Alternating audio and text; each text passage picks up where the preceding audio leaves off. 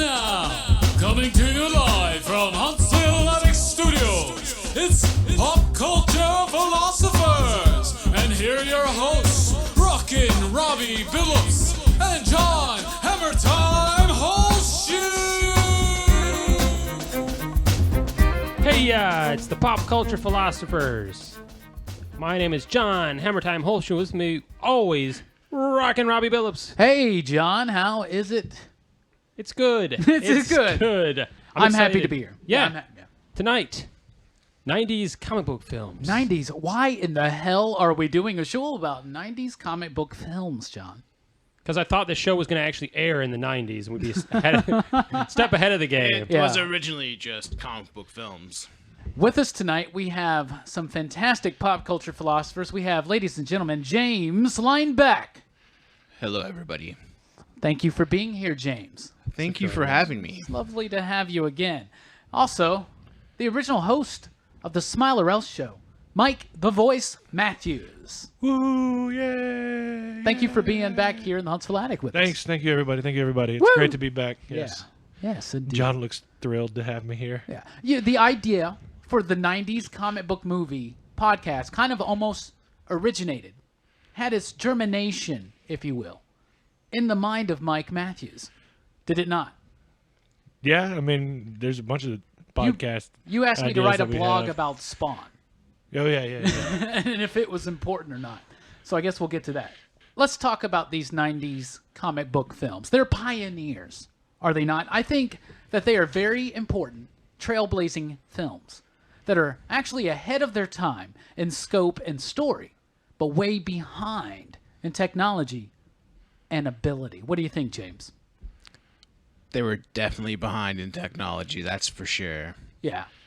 But you gotta, something has to be especially said. when you, sometimes they actually just went cheaper for no apparent reason, like with the last Superman movies they made. Oh, yeah. Well, because, they took their audience for granted. Yeah. They're going to watch it no matter matter what. what. Yeah, I think that's a lesson they learned with the Batman films in the 90s. Comic book movies Those in the 90s. damn nipples. Yeah, right. Are they important, Mike? Very important. Why is that? If it wasn't for the 90s comic book movies, we wouldn't have, the movies we have today. There's no Avengers, no Batman, no Justice League, none of that. Yeah, I would agree to a certain extent. Absolutely.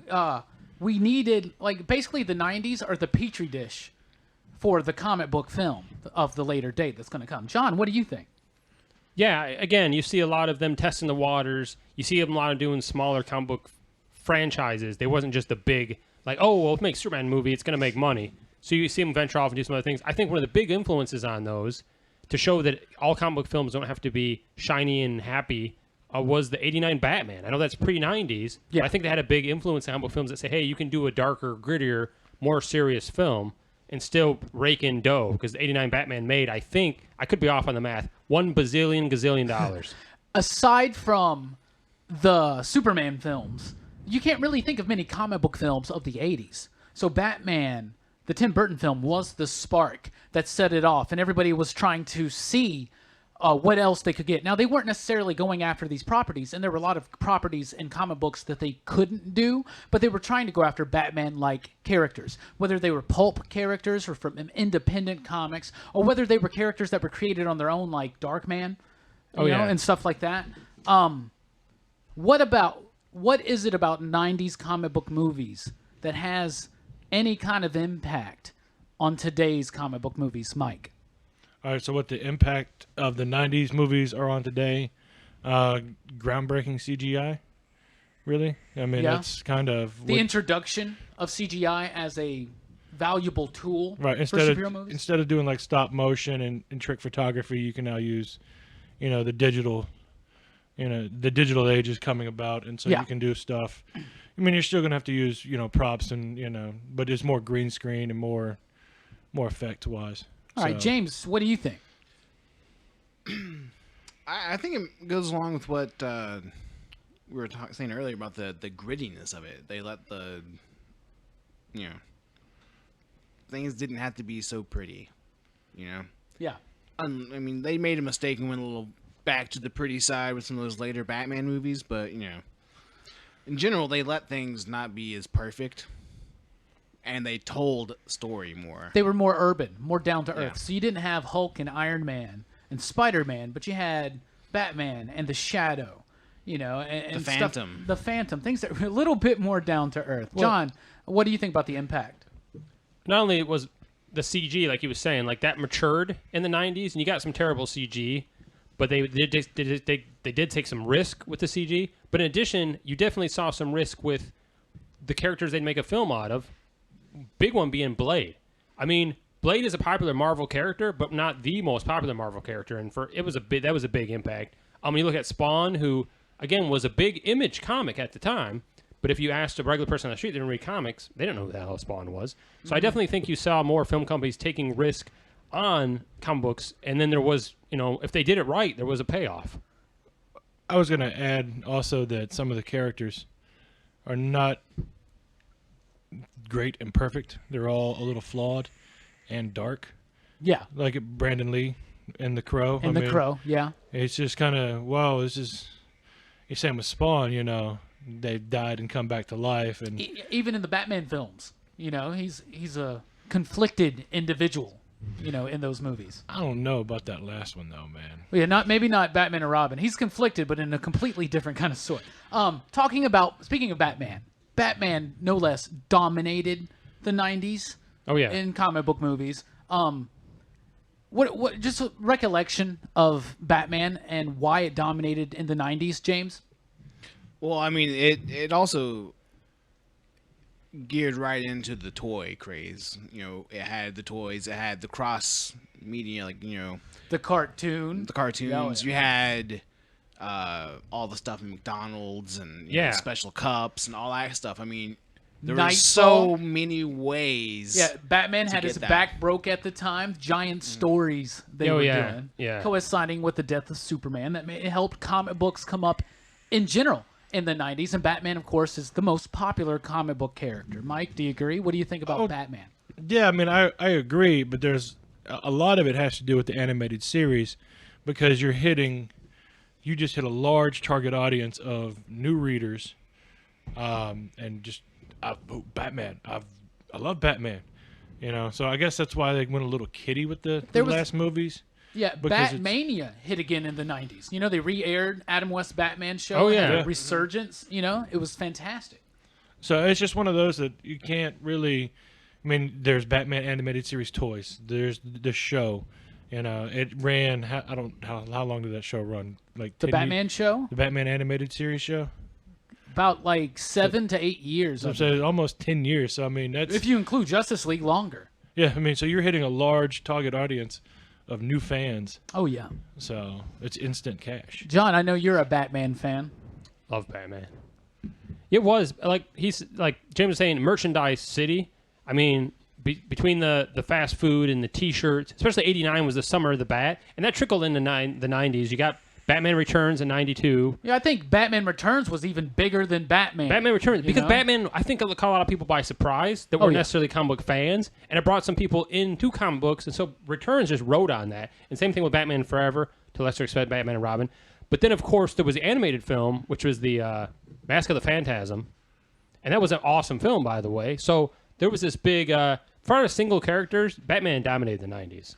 Batman totally dominated, even in as far as to say the soundtracks being released to the movies were events, in and of themselves. So you had Prince doing the first Prince is Batman. always an event. You got Seal pushing the hell out of Batman Forever. Yeah. U2 was also on U2, yeah, that song's a big deal. That was a great soundtrack. It was a good soundtrack. And Batman and Robin was a great soundtrack with that awesome Smashing Pumpkins song that they used in The Watchmen. Yeah. So Batman was a big deal, and the copycats come out. A lot of the comic book movies of the 90s are Batman-esque characters, pulp characters. What do you think about that, Mike? You wanted to talk a little bit about that. Well, I thought you were going to say something about the soundtracks, and I was going to hold you. Was the Crow soundtrack? The Crow. Oh yeah. Oh, yeah. All they did. That's a fantastic soundtrack. Well, even Spawn. is a Spawn great soundtrack was awesome because it was the techno meets rock world, which was cool. But the Crow was 90% covers. which was the cool thing. And then they kind of went 50-50 on City of Angels soundtrack of covers. So it's here's 9 Inch Nails doing Dead Souls, and you're like, this song's amazing. And then you get the one cool friend that's like, that's a Joy Division song. Yeah. And it's just like, oh, who's Joy Division? How many Which people also got goes introduced to bands like Joy Division because of that soundtrack? Because of that those covers. soundtrack and the Blade soundtrack, because of Confusion. That's Confusion, the New Order remix. You know, it's I was listening to that just last night. But Mike, back to the pulp characters. Oh, the pulp characters are great. Those are probably, and that's going to be in my top 5. Oh yeah, cool. Love the Rocketeer. The idea of a guy that finds a jetpack, and it's just that was awesome. Then, the family lineage of we're all phantoms. Yeah. Phantom. The Phantom. I was thinking Shadow there for a minute, but it's like who knows what lies in the hearts of men, only the Shadow does, and whatever the catch line is. I mean, those are great movies, and it's that opened. I never knew I knew who the Phantom was because Defenders of the Earth, and that's the old '80s cartoon show. So I was hyped also with that. the comic strip. Right. Oh yeah, I knew the weekly Phantom strip. because of the comic strip and Sunday paper. Yeah. One thing real quick I want to get to, especially in 90s comic book films, Marvel who? Like, Marvel is so dominant in comic book films today. But Marvel had nothing in the 90s. DC reigned. There was 3, I think. There were some bad ones, actually. And I think John is going to use that as a nice segue. Yeah, there were some bad 90s comic book films. Probably more bad than good. Maybe not go that far, but Marvel especially, and again, they had licensed these properties, so Marvel didn't really have control over some of these properties. But notably, I was going to point out the Roger Corman Presents the Fantastic Four, and then a Captain America film from the 90s. But with the Italian Red Skull? Yeah. Yeah. And no Hydra. And they didn't have the funds for the Fantastic Four film to get a mic in the Doctor Doom suit. Yeah, apparently. right. Yeah. I'm like, what the hell is going on? It's the Swedish Chef. And I think that would have been the same. He was acting with his hands, sir. His hands. And if they haven't redubbed Dark Knight Rises, I wonder if it would have had the same issue with Bane because he had that mouthpiece. So, no doubt. No doubt. And again, there might have been a budget that they couldn't go through and redub the film. I don't think there was a budget because if I'm not mistaken, the Doctor's leg, Mr. Fantastic's leg was a broomstick. Yeah, right. I mean, it's terrible effects. They didn't even have Johnny flame on fully until the end, and it was they animated over it or something. It just looks super silly. The most insulting thing. I'm a big Fantastic Four fan. As fans, oh really? As fans of PCP know. But it was insulting where he finds out he's the Human Torch because he sneezes and a bush like 10 feet away catches on fire. It was so stupid. So if you can't, that was an example of reaching too far, which a lot of the comic book films of the 90s do. Is there any particular films you want to talk about, James, other than the Marvel films? Or is there a particular Marvel film that to you is just, or any terrible film from the 90s? What's a comic book film that you say, oh man, this could have been great and is just, for whatever reason, Well, is I crap? mean, honestly, almost all the sequels that came out to things in the 90s. Like the other Ninja Turtle movies. You didn't like Secret of the Ooze or I like Turtles Secret in of the Time? Ooze. Turtles in Time. Definitely one of those ones that took advantage of their. You watch the first one. The audience first one advantage. is a masterpiece. Has great cinematography. The suits are perfect. And Oh, then yeah. the second one, all of a sudden, they dumb it down a little bit. The mouths don't move as good. And it gets worse and worse. They started cutting corners. People are going to watch this movie no matter what. Same thing that happened in Superman films in the 80s. And you know what? So what? I was, 10. Yeah. I'm going to watch whatever they put out. Yeah, I actually have a special place in my heart for Secret of the Ooze just because, I don't know, man. Super Shredder. Super Shredder's so badass. Toka and Razor. Razor. Yeah. Vanilla Ice. I mean, yeah. Go ninja, But go. you can see Ninja, go, the ninja, decline as you watch it, though. Oh, especially by the third film. And again, that's one of those, like you said, takes the audience for granted. We've got this money coming in. We don't have to spend all this money. We can do a cheap sequel, and people will go and see it. Is there a particular film you want to talk about, Mike, that you think is just a 70s, 70s, a 90s? That's the 70s is a whole different podcast. That'd just be Superman. Yeah, it's the one film. Doctor Strange and the Incredible Hulk. Come on. Oh yeah. Yeah, we could do those. The Spider-Man. Did they do Spider-Man, a TV movie? yeah. Yeah, we could do something like that. Shaquille O'Neal. A steal. Ooh. Steel, but What was, he like, didn't okay. have the S on his chest for some reason. Like, what was up with Shaquille? He was popular. I mean, he was he was just a dominating force in the NBA. he was in Shazam. He's so. a Superman fan. He's a himself. Superman fan. Wanted to do a Superman movie after he did the rap album. And the He's video Shaq game. Diesel. Yeah, Shaq Fu. Yeah. and so it was just like, here's Steel, and it's like, well, it's John Henry Irons, and Steel's a great character that Great character. came out of Death of Superman, but one of those like, really. Yeah. Like, I was so excited to see that because it's Shaq, it's Steel, and then I watched it and I was just like, this makes Tank Girl look like a masterpiece. I wonder if it's one of those things where Warner Brothers is like, we have this property and Shaq wants to be in a movie. Fuck it, let's do it. It'll make money. And then it sort of like came to fruition because you're right. That's on my list, actually. It was the Marvel films of the 90s up until Blade, which is awesome. Right. And Steel. And then, of course, to a lesser extent, and it's a bad film, I was trying to avoid bringing up Batman and Robin. Yeah, I mean, Yeah. DC had it down. The DC movie's like, oh, here's the formula. This is perfect. And then the Batman and Robin, they just shit on it. I don't know what happened. Well, Joel Schumacher happened, but we won't get into that. it was the neon and just the daylight. Joel loves neon. Okay, we've seen his movies. They all have them. Yeah, you can't be surprised. I mean, did they not realize the movie he directed before that? Like, he directed this cool vampire movie. That movie is bright as fuck, though. Yeah, that movie's great. But you can definitely tell that the guy that did Lost Boys did. I really like Batman Forever. Just going to say that. I do like Batman Forever. But Batman and Robin, I personally think, is the worst comic book film of the 90s. Well, I forgot who it was. Worse than the Captain America film. To me. And the other one I want to mention is Judge Dredd. It's a pretty bad film. And if you've ever read He is the law. And if you've ever read a Judge Dredd comic, you're really going to hate that movie. Now, I like Sly Stallone in the 90s. I'm a huge Demolition Man fan, for instance. But, dude, Judge Dredd sucks. I will not put Judge Dredd in the worst movies of the superhero movies of the 90s for the mere fact that there's a huge audience that went and saw that had no idea who Judge Dredd was. Oh, I had toys. I mean, that was my first introduction into Judge Dredd too. That was my first introduction, and then you go to the shop, and then the guy's like, "Oh, it's from 2000 AD. It's a UK eccentric comic. They love it over there. We just bastardize it."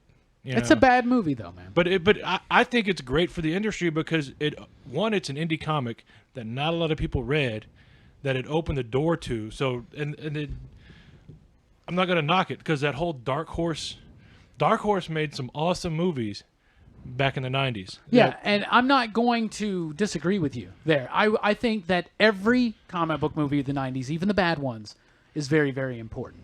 Yeah, especially that they bring people into comics. And they might be like, what the fuck? This is nothing like this shitty movie. So we actually, Robbie reached out to the social media and said, hey, what are your favorite 90s movies, guys? And what were the results there, Robbie? Well, they said the following. James Donahoe says Batman Returns and Blade. Can't agree with you more, buddy. Michael Finley says Mystery Men. That's a great one. That's a good one. That's a really good one. Will Priest backs me up, says Batman Forever. And I hope he's not trolling. But anyway, Alan Foster said The Crow and Riccio. James McKay said lately he's been feeling the urge to watch and review and riff Steel. Our good buddy House said Howard the Duck. Bro, that's 80s. Brandon Whaley said Blade and Batman Returns. Brittany Wilson said The Crow for sure. And Clay Williams said Steel. Keep those answers coming. Thank you for checking us out and liking us on Facebook, Instagram, and Twitter. We're going to take a quick break. When we come back, we're going to talk about what movies we wish they made in the 90s.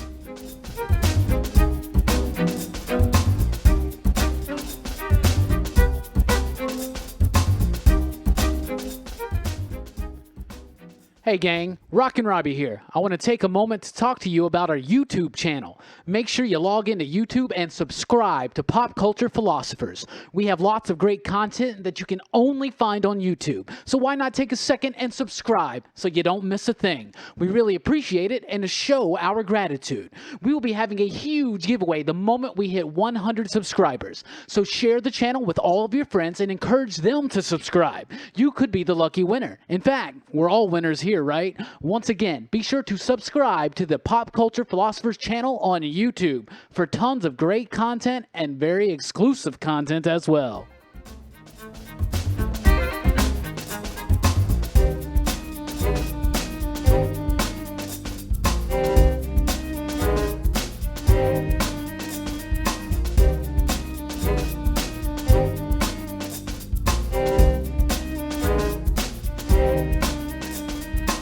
Welcome back to Pop Culture Philosophers.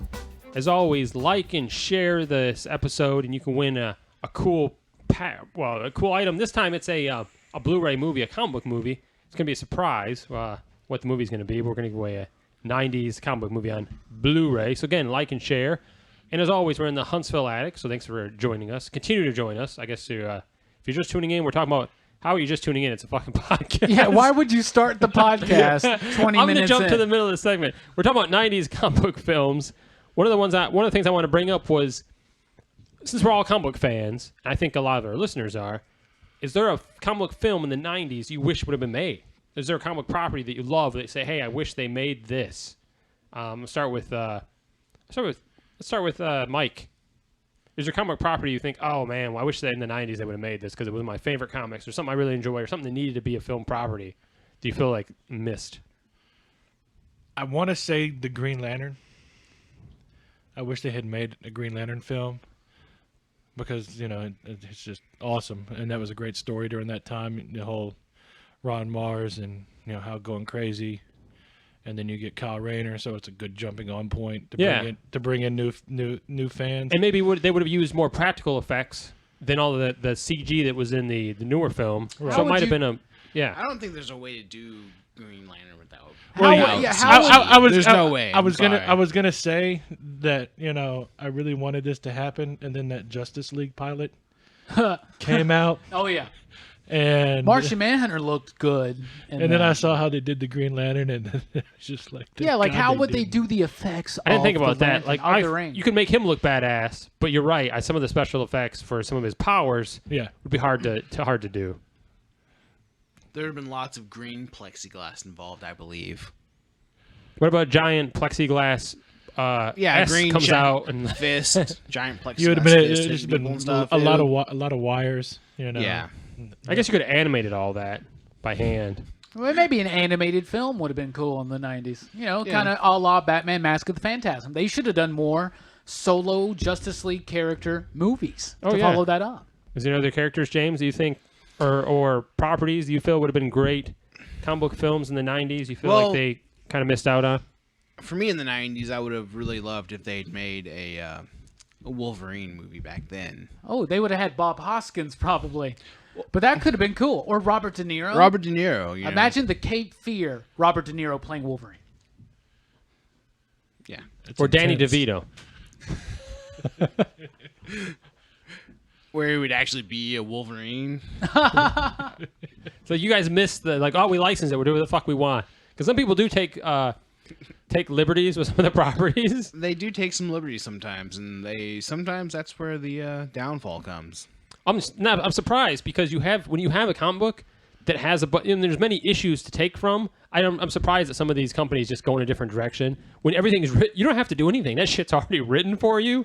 Well, there's pictures of the costumes. Comic books, especially comic books of the 80s, 70s, and 90s, are written very soap operatic. So I don't know if first of all that's even a word, and if that would be a good idea. Like X-Men, they went a little space opera for a while, and they weren't. That was actually when it was cool, though. Yeah, no, but I'm saying like that'd been a hard movie to make.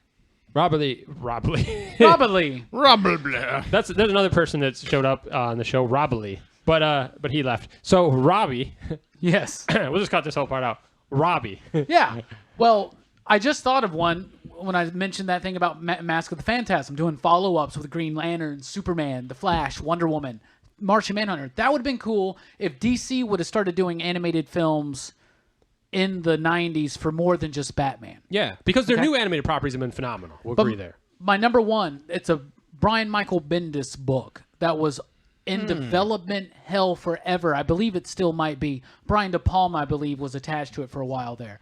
Torso. It's about one of America's first serial killers, the Torso Killer, Elliot Ness. After the arrest of Al Capone, moves to Cleveland, and the Torso Killer emerges. Torso starts appearing. It would have been a really cool crime fiction movie. It would have been dark. It would have been gritty. It would have been like Seven. Something like Seven. And it would have been... Comic books themselves would be very different if that movie was made, because Brian Michael Bendis would have been a huge star, would have never done any of the comic books eventually that he did. I was going to say a film that a comic book property that I love that doesn't have a film, not even an animated film, is Grendel. So I'd love to see Grendel, especially the Hunter Rose Grendel. I'd love to see that brought to life. I think now with CG you could do things. Of course, he doesn't have powers or anything like that, but I think you could definitely, clean everything up and make everything it have to be very dark and very serious. But it's a good property. I'd love to see it. Another one I was going to bring up, which is a Pulitzer Prize winning comic book, which I still think they need an animated film, because it's the travesty of war and the horrors of concentration camps was Mouse. Mouse, yeah, Was that would be good. the German books, or no, I'm sorry, not German, but about being in Germany and about a mouse, and he's Jewish, and it's about his father's history.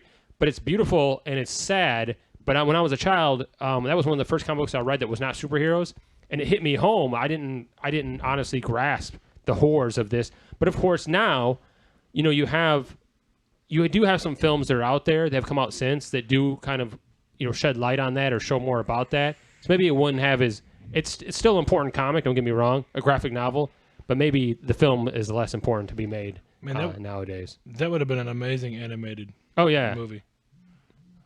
Definitely. So you were talking earlier about Spawn. So let's get a little more. I hate to go from Mouse to Spawn, but let's go more into Spawn, because I think that was a big deal for the 90s. This podcast had its inception, as we said earlier, from Mike asking me, is Spawn important or is it shit? And so now we present to you the following segment. Spawn, terrible misstep or the spark that launched the age of comic book movies? Did it spawn a comic book? Yeah, that's funny. It's universally panned today. It's considered by many in the comic book movie community to be a very terrible, bad film. It's got bad CG, it's got bad acting, it's got a lot of stuff kind of wrong with it if you nitpick at it, right? But back then it was kind of a big hit. It was successful, and it helped spawn a movie a year later from New Line Cinema, Blade. I don't know if Blade would have had the support behind it from that studio if Spawn was a failure, which it was not.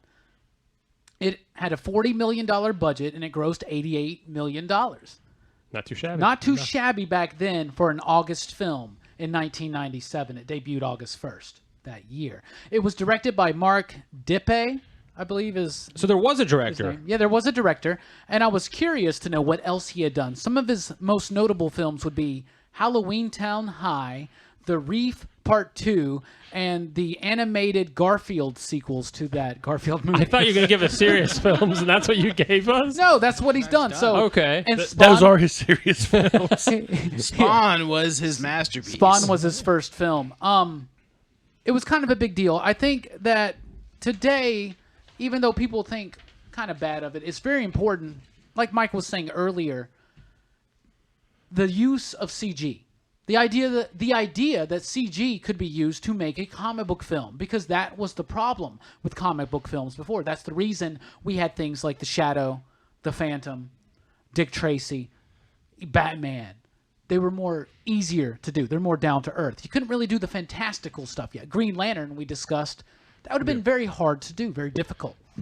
Spawn was the first one they said, fuck it, we're going to do it anyway. Even if the technology is not here yet, we're going to do it. I think it's important because of that. What do you think, Mike Matthews? Yeah, the whole watching that movie and then sending you the message, I just looked at everything of like, okay, well, you've got this dirty grittiness of a character, and you can root for him, but then again, he's using guns, like the Punisher, but then he's got the cape and then the whole suit, and it's just like, all right, you get to the very end of like him fighting Malboja, so spoilers, and I mean, you look at it and you're like, holy shit, this is amazing. Like, like 90% of the movie was CGI. So I mean, you get at the time the movie was released, it had the most CG shots of any film, and that includes Jurassic Park.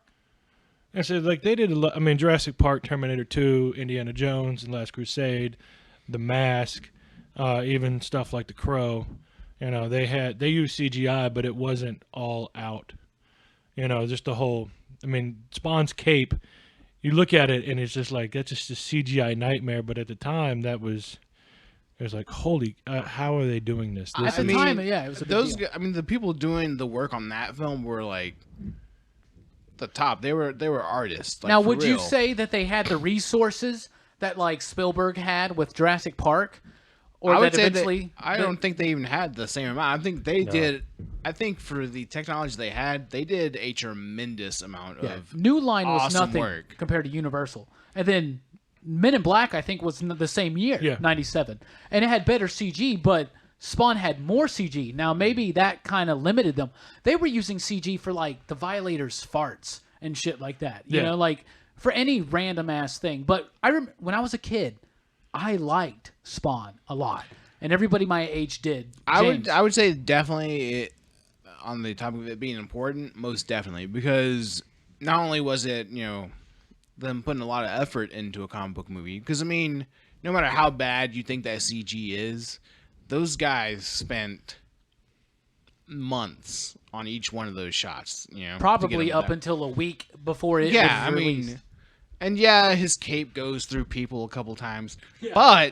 But did we notice the first time we watched it? No, we thought that shit was amazing. Oh yeah. And also the church scene when he's on top, and Yeah. just flowing. And but also the concept of them putting money and effort into a new comic book franchise at that point in time too. That's another thing. I mean, because I remember I had Spawn #1. I had 1 through 9 or something at one point. I started out reading it. So I mean, it was also the character was very personal to me because I was there when it started. Now I can go see the movie. I know what it's about. I know what's gonna happen. Like it was a very big deal because we all knew about it. It had a great soundtrack, as we talked earlier, and it was also maybe the first major comic book movie with a black lead, with a black male lead. And that was a big deal. Even though he's covered up most of the movie. Michael Jai White is really good in the movie. They cast Martin Sheen. I think that's where the majority of their budget outside of CG went. Yeah. It's rewatching it. It's kind of rough. The chains, they were cool. I remember that. And I remember the opening scene with Long Hard Road Out of Hell being played as he's being sucked into hell or whatever. Yep. That was dope. John, you watched it recently. What do you think? For them spending so much money on CG, his cape's only in about 10% of the time he shows up. Yeah. And for something that is not missing from the comic very much, he's usually got his cape. I felt like his cape should have been there more, but of course there was a budget limitation. Maybe again, Martin Sheen could be to blame. But there's parts that's good, there's parts that's bad. It definitely doesn't hold up very well. I enjoyed it a lot. I actually worked at a theater at the time, but we didn't get Spawn. So I drove 20 minutes away to another theater to see it. And although visually it was a treat, I was kind of let down. But I do really like Michael Jai White. That's his name, right? Yeah. I really like him. I think he did a fantastic job. I think he's a good actor. And he was ripped, too. He still is. In incredible shape. I would love to see him get another chance to do another comic book movie. Oh, yeah. What about him as the new Blade? Oh, that would be great. That would actually be really, really cool. Though I do still think Sticky Fingers is up to the task. Real quick, John, Spawn, what did they get right? What did they get wrong? They got the costume right. They got half the story right. They made some missteps, but the best thing they did, and what they did right 100%, was taking a smaller comic book property, even though Spawn was big at the time, but taking something that wasn't Batman, Superman, Spider-Man, even though we hadn't had a good Spider-Man movie at the time, taking a smaller property and bringing it to the big screen and being successful. And I think that opened the doors to a lot of smaller comic book franchises. It's almost like you couldn't imagine an independent comic book becoming a big, successful blockbuster film today. But Men in Black, The Mask, Spawn, those are independent comic books. Mystery Men was an independent comic book. James, real quick, what is Spawn? What did it get right? What did it get wrong? I mean, the action, all that kind of stuff was right. Like you said, the story wasn't completely there. I mean, you know, it wasn't as to the extreme as it could have been. But I mean, I definitely enjoyed it when I was a kid, and I collected the comics and everything. I had the special edition one. So did I. Black and white and all that kind of stuff. I even had the Spawn and Batman crossover. Well, both of them or just the first one? I only had the first one. The first one is where it's at. The Frank Miller, Todd McFarlane one. Mike, Spawn, what did they get wrong? What did they get right? One of my favorite scenes is when they're using the Prodigy Tom Morello song. Oh, and yeah. it's the motorcycle scene where he's chasing him. And it's cool because he's on the motorbike and it's very practical. And then all of a sudden he's getting, shot at, and then the cape comes up and it forms the shell, and then they go back to practical where we've just got, no CGI, just have this. And I was like, oh, that shit's awesome. Like, that's cool and clever. And I just like the way they did the character. And then also what was wrong with what they did with all the characters. What do you think about Spawn? Let us know in your comments, please, on YouTube, on the podcast, if you're watching or listening while you're watching a still picture right now. Or if you're checking us out on Facebook, wherever you see us, let us know what you think of Spawn. Rewatch it first, though. Spawn's more important than you realize. And to finish out the segment real quick, what did they get right? What did they get wrong? They got Michael Jai White right. They got John Leguizamo wrong. And now we're going back to social media. Bobby Hessler says Tank Girl. Wesley Head says Teenage Mutant Ninja Turtles. Danny Richards said The Shadow. Tad Cop, our good buddy Tad, who Alex Hunter loves, says Maximum Carnage. All right, that's a comic book event and a video game. Fuck you, Tad. Richard Werder says Teenage Mutant Ninja Turtles was pretty damn awesome, as was The Rocketeer. Andre Smith says Blade. Marshall Green, come on, homie. He said Howard the Duck. Howard the Duck. Matt works at the Deep, said Black Mask. Chris Wallace says The Rocketeer. Couldn't agree with you more, homie. That's a great film. I'm sure that might be on somebody's top 5. Hopefully, because it's not on mine. We'll be right back with the notorious top 5 right after this.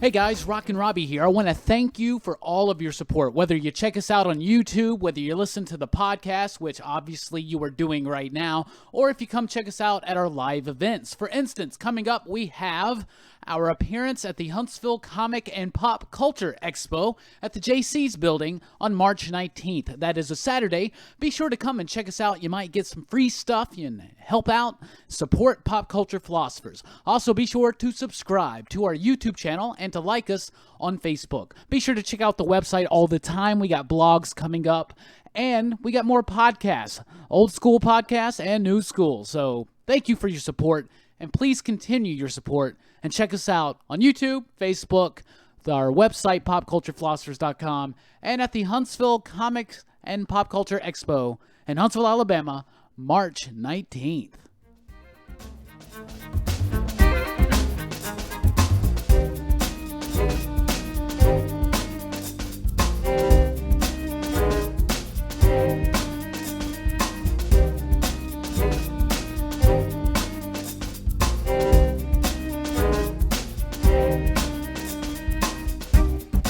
Welcome back to Pop Culture Philosophers. That's right. Be sure to like and share this podcast. You're going to be entered to win a Blu-ray of a 90s comic book movie. I'm sure you cannot wait to see what we give you, and we are very excited for you to find out. All right, let's get back to social media real quick. Jonathan Strickland, trolling us, says Juno. Fuck you. Brian Price says Men in Black.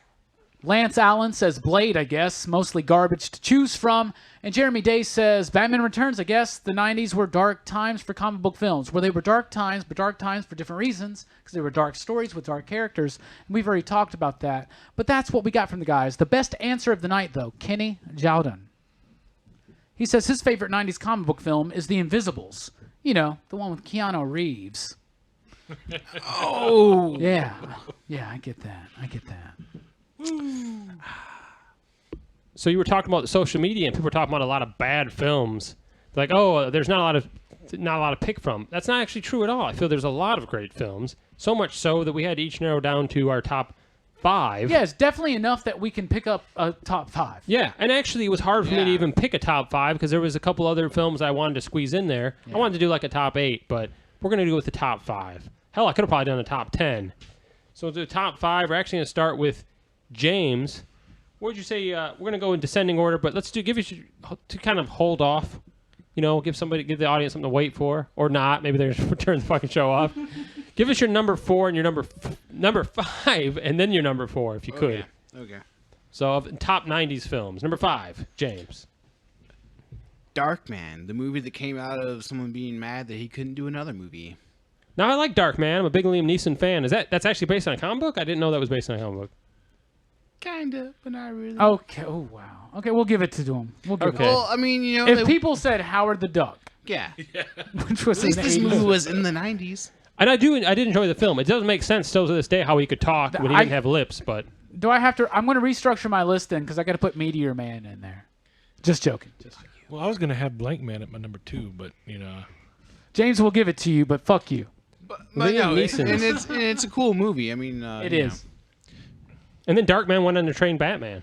And Yeah. Obi-Wan. Yes. Exactly, guys. But then them exactly. damn wolves. Those gosh. But he darn wasn't wolves. he wasn't good enough to stick around for all the prequels, apparently. Well, I mean, he didn't have a face, so I mean, he could be anybody. Yeah, it's true. And what would your number 4 be, good sir?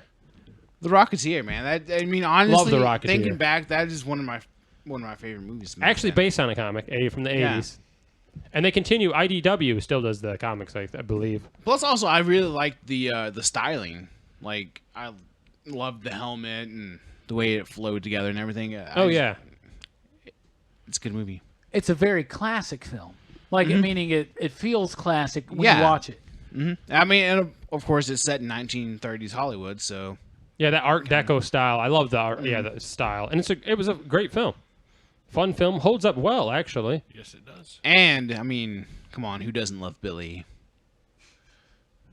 He's a Billy dream. Campbell? Yes, Billy Campbell. Come on. Oh, if you love him so much, name 2 other films he's in. Name 1 other fucking film he's I'd in. He's in a rather lot of s- TV shows. I'd rather have Billy Zane from The Phantom personally. I thought you were going to say, who doesn't love Billy Zane? I'm like, that's how that's related to Rocketeer. I don't know. Mike, you're number 5 and number 4.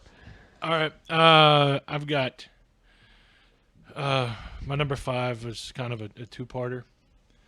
I'm not sure if this will fly, but Tales from the Crypt, Demon Knight. I will allow it. Tales from the Crypt is an EC comic. That's what I wasn't sure of because it was. I mean, it's it's a Tales from the comic. Crypt, I didn't even But- think about that. but the movie was kind of more based on the TV show. But then again, which TV show is based off the comic? So, which is funny is they did more Vault of Horror stuff than they actually did Tales from the Crypt. But it's a different story for a different day. And it's slash Men in Black. So that was a good one. I loved it. But I wasn't sure if Demon Knight would fly, so I had. Yeah, it does. It does. I actually forgot about the Tales from the Crypt. Mentioning those, and they were a big part. Tales from the Crypt itself, the series, everything was a big part of the 90s. Robbie, your number 5 and your number 4. My number 5 came out in June 1990, directed by Warren Beatty. I'm going to go with Dick Tracy. Love that film based on a very comic book. It's a pulp hero that we haven't mentioned yet, but the movie looks fantastic. The way they made it look like a comic book, an old school comic book, like something out of Will Eisner's head. You know, the toy line was fantastic for that. Look at the talent in that movie. A soundtrack done by Madonna in character as Breathless. You have Al Pacino. My number 4, Batman: Mask of the Phantasm. 1993, came out around Christmas time.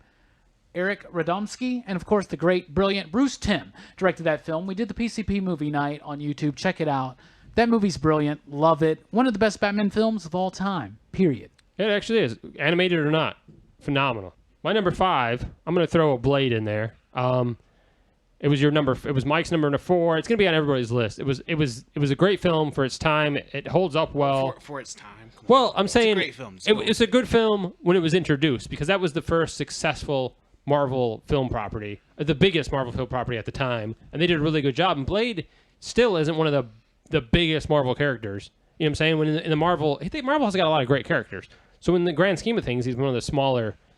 But at the same time, great film, a lot of fun. I even like all the sequels. Definitely. All the sequels. Robbie may disagree with me there. Definitely a Come on, 3, really? C or B lister. My number 4 is going to be Batman Forever. I'm a big Batman fan. Forever's not my favorite of the bunch, but it's Really? definitely up there. I mean, it should be your second favorite of the bunch. I guess if you're going from the 90s. From the 90s, yeah. Yeah, from the 90s. Yes, I guess it We're is my talking about second the favorite of the 90s. 90s. Yeah. Then it is. I guess so. You win this round, You messed James. up your whole list. But it's a great soundtrack. I actually like Val Kilmer in the role. I actually like the new car. I enjoyed the film. I don't like it as much as the Keaton films, but I enjoyed the film. And let's go with number 3 and number 2. James, number 3. And your top 5. Blade. See, Blade's Yeah, on it's everybody's kinda, list. Yeah. And let's see, number 2. Really, this is where it's starting to get hard now. This is where it's getting tough. Batman Returns. Phenomenal film. And I mean, it has Paul Rubens in it, so I mean that kind of makes it awesome, especially from when we were kids. Mike, your number 3 and number 2 of your top 5 comic book films of the 1990s. This was hard. This list was really hard. Try to narrow down to 5. Trying to narrow down to 5, and there's movies on here that are now that I'm just like, I would wish I had those on there, but I have no Batman at all on my list. Get the fuck out. Really? Yeah, no Batman. Shut the front door, sir. My number 3 is The Crow. But it's dark, it's gritty. I love the story. Jason Lee's last film, so it's really I interesting. think it's to watch. Brendan Lee's last Brandon film. Lee, yeah, not Jason Lee. Man, you killed Jason Lee in a don't- movie he wasn't even in. Before his filming career even started. Why is this movie on my list if I can't even name the actor? Wow, I feel like an asshole now. We'll just edit out everything you've said tonight. Not just that part, the whole. All right, well, It is a great film though, and it's shot really well. Great soundtrack. Ernie Hudson. Ernie Hudson, yeah, it's got a great cast. I think it was just everything about the not being a superhero, but more of a mystic, hero than anything else. And the soundtrack, It's a perfect film for the 90s. Yeah. For yeah, the it music, for the epitomized. Yeah, time. it's very much part of the 90s. I think the greatest thing out of The Crow is a very strong case that Ernie Hudson should have played Commissioner Gordon in the Batman films in the 90s. Oh, that'd been awesome. Yeah. Still wouldn't have made my list though. He'd be a great Ghostbuster. Speaking of ghosts, If it pays, I'll do it whenever. I guess he's kind of a ghost, but not really. But it's Spawn. That's your number. That's my number 2. He is a demonic spirit. So I've got to put, as much as I've gone on about Spawn, it has to be in my list somewhere. So I think if you went around the world and asked about everybody's top 5 90s comic book films, nobody else would have Spawn in their top 5. Nobody. yeah, but apparently people have, you- but people have would have Steel in their top 5. Yeah, I don't know if we're being So- trolled or if that was a real. The top 5. I don't know, is It's in hard that. to tell if 90s comic book movies. Two It people really said is. Steel. Two Yeah. people. More than Spawn, but hey, you know what? I guess they have a thing for Shaq. Robbie, you're number 3 and number 2. My number 3 is March 1990, directed by Steve Barron. Nobody knows that name. Teenage Mutant Ninja Turtles. Great it's film. great. Great comic book. Great movie. The animated series was huge, Oh, yeah. right? And led into the movie, but the movie was more based on the comic book than the animated series. The sequels are more based in the animated series. But the first movie is brilliant. It's great. It's dark. It's gritty. It fits in with 90s comic book films. The best 90s comic book films are like films like that, right? Number 2, Blade.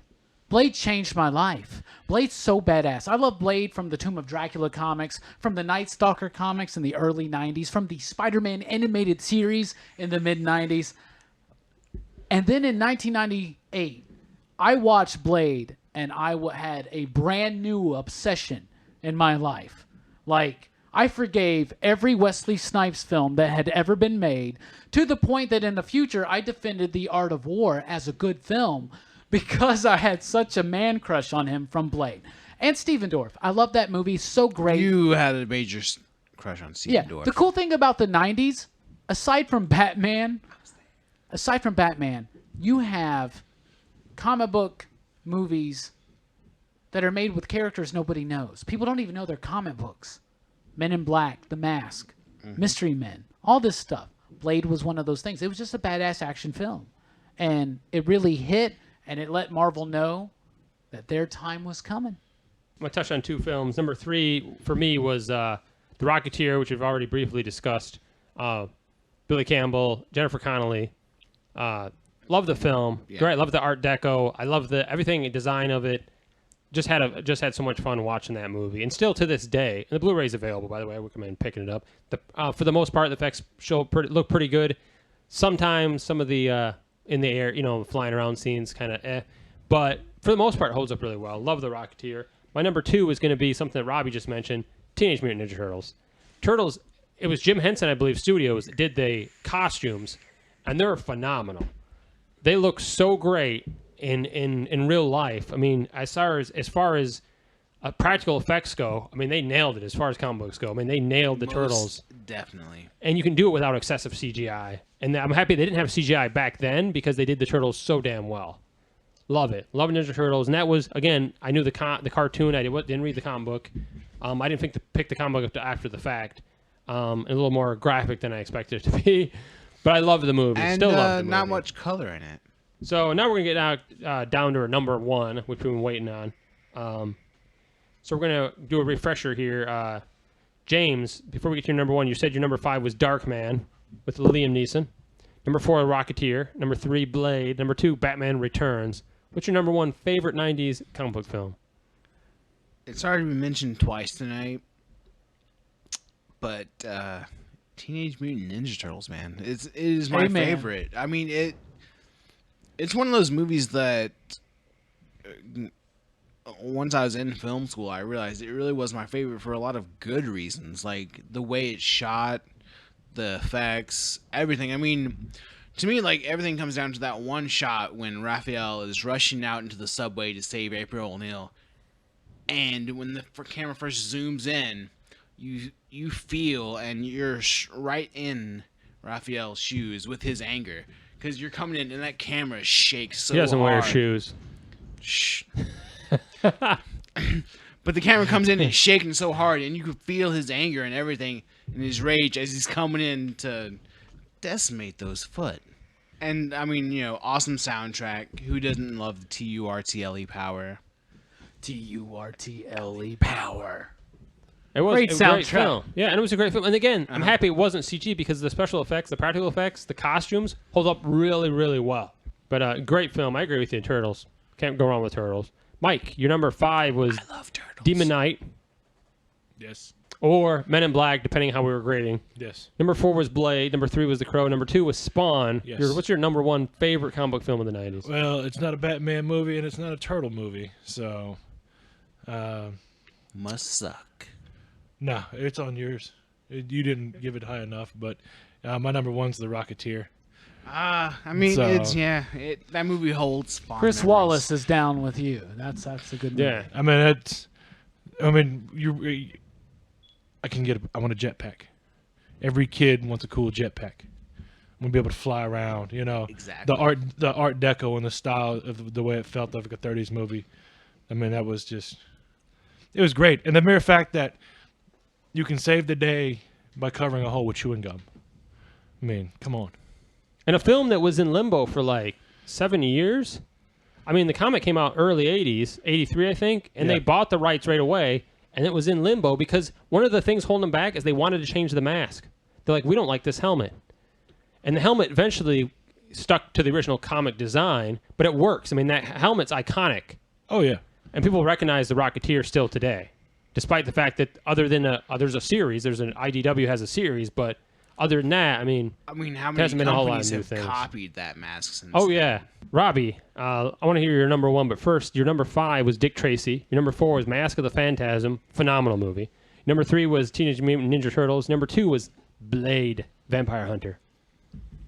What's your number 1 film? If you had to pick for all the 90s film, your number 1. Well, it's a Christmas movie from June of 1992. It's one of my favorite Christmas movies of all time. Number 2, actually, I believe. Number 1 is Gremlins. Batman Returns. Phenomenal film. Of course, it's the Batman film, and the best Batman film of the first 4 films, the 89 and the 90s films, I believe, is Batman Returns. I love that movie. It looks great. It's like Edward Scissorhands meets Batman. Right. It's almost as though they had the same director.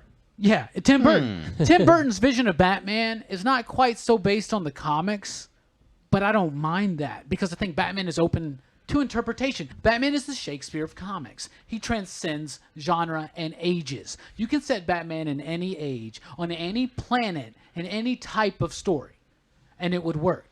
Batman Returns is a fantastic movie. Danny DeVito, the best Penguin there has ever been in any medium, period. Michelle Pfeiffer was really good Phenomenal as as Catwoman. But Michael Keaton's Batman had Bruce Wayne. Michael Keaton's Bruce Wayne and Batman. Yeah, his Bruce Wayne is still the best of everybody so far, He I had think. more to do in Batman Returns than the first Batman. They had Bruce Wayne very wrong in Batman. They got him a whole lot more right in Batman Returns. I would agree with you there, man. My number 5, just a refresher, was Blade. Number 4 was Batman Forever. Number 3 was Rocketeer. Number 2 was Teenage Mutant Ninja Turtles. My number 1, I agree with you, homie. Batman Returns. You got that car returning, badass. And the Bat Missile, still the best Batmobile toy today. It just gives her the sides and goes through. Yeah, That's more valuable than the Superpowers Batmobile. That was such a cool toy. Such a cool That's moment. when Kenner in that also movie. released the Dark Knight line. But phenomenal film. And don't forget also Max Schreck. Yeah, which is Christopher Walken. Christopher Walken's character. Batman, why are you dressed as Bruce Wayne? What? you did that backwards. Bruce Wayne, why Oh, you dressed yeah, I as Batman? She's like, he is Batman, you idiot. Hell She yeah. calls him That's out. the first time I misquoted that. And you have I that feel cool terrible. bat boat, and with all the penguins, which is, by the way, half little people and half actual penguins. So they had to lower the temperature. Michael Keaton actually got hypothermia because he's wearing that latex costume. But I think his costume looks good, even with that. He's got the what do you call it? Like the bat armor. Yeah. And he's wearing the. I think they're Jordans. There's some sort of Nike. You can see the Nike insignia if you look close enough. Oh, that's funny. Yeah, he's wearing Nike, but customized to be boots. His costume looks good. Everything about the film is just a lot of fun. It's a good Christmas movie. Danny DeVito's first appearance out of makeup. Was that a bad joke? So you're telling me natively that's what he actually looks like? There you go. Such a fun film. So again, we talked about our 90s comic book film. We appreciate everybody tuning in or downloading or streaming the podcast. Remember to like and share. We're giving away a comic book Blu-ray from the 90s. The Blu-ray actually is an advancement. The Blu-ray didn't exist in the 90s, just a record, so it's a new Blu-ray. And then check out, we're on YouTube. We're on Facebook. Of course, you can always listen to us on popculturephilosophers.com. And we have videos on there. We have more podcasts. And like and share. Tell your friends. We're always giving away swag. So, and then in March, if you're from the Huntsville area, we will be at the Pop Culture... Comic and Pop Culture Expo. Comic and Pop Culture Expo. At the JC's building. I believe that's JC's March building. 19th. March 19th, come see us. We'll have a booth. Might have some swag to sell, maybe some stuff to give away. Come see us. Come hang out. Really looking forward to that. We're going to go with final thoughts. Let's start with James.